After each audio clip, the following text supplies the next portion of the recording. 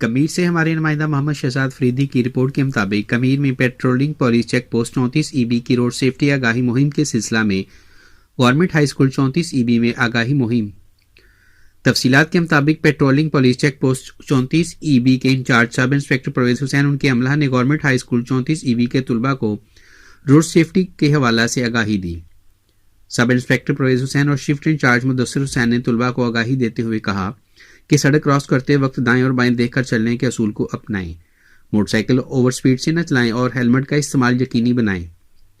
One willing نہ کریں، چھوٹے بچوں کو موٹر سائیکل چلانے کے لیے نہ دیں، بس کی چھت پر سفر کرنے اور اوور لوڈنگ والی بس پر لٹ کر سفر کرنے سے بھی سختی سے منع کیا۔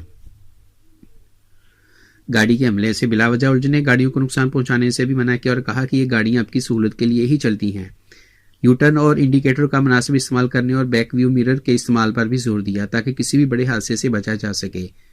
اپنی اور دوسروں کی جان کا خاص خیال رکھ کر اچھے طالب علم ہونے کا ثبوت دے۔ آخر میں ہائی اسکول 34 کے ہیڈ ماسٹر نے incharge patrolling post inspector Parvez Hussain اور ان کی ٹیم کا شکریہ ادا کیا کہ انہوں نے طلباء کو ٹریفک قوانین سمجھانے اور سڑک پر حفاظتی اقدامات کے متعلق آگاہی دی۔